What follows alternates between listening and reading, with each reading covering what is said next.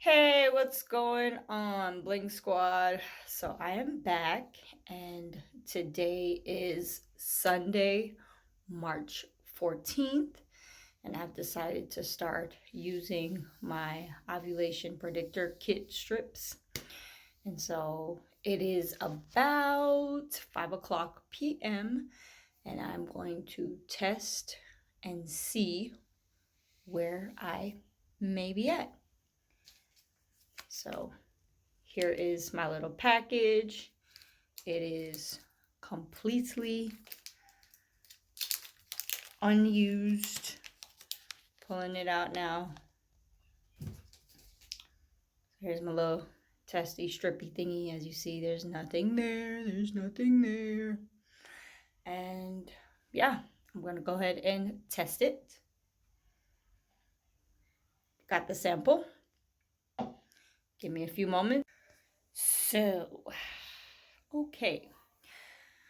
I waited the allotted time, and because I was a little confused, I even went ahead and took another pregnancy test. For those of you not familiar with what's going on, I started to spot at about 5 weeks and change, maybe 6 weeks and change. That was maybe around March 2nd, I believe. And today is now March 14th, and I am no longer bleeding. I'm no longer passing any kind of tissue or anything of that nature. And since my husband and I decided that, yeah, we're going to go ahead and try to start getting pregnant again, I decided I'm going to start checking my ovulation. So I used an LH predictor kit. It is nice and positive. Those two lines, for the most part, you can say equal about the same, right? Well, I got a little, I don't know, I just was like, I'm going to take a pregnancy test just to see. As you can see, there's a very faint line there in the window, that circular window there. There's a very faint line. So my assumption is that my HCG levels have not gone down low enough to where they are no longer detected. Now, after a little bit of research, I found out that since my HCG levels are still being detected through urine, I'm gonna wanna wait a little bit longer before I, even decide to check ovulation, because the chemical HCG and the LH chemical are very, very similar. So that LH strip could be actually just detecting the HCG that's still in my body and could be showing me a false positive for ovulation. So we're just going to wait a little bit longer and see what happens. Again, today is March 14th, and we are going to try to conceive for Brandon and I together, baby number 6. For me specifically, it'll be pregnancy number 7. For those of you, again, who are not really caught up yet, you're new to this channel, I have now had 5 miscarriages. I've had 6 pregnancies. I do have a beautiful 10-year-old daughter. You're welcome to check out some of the videos. Her and I are in them, specifically the playlist labeled Lauren's World. Her and I do some videos together, and you can see her there. She was my first pregnancy, the only pregnancy that actually went through and brought about a baby.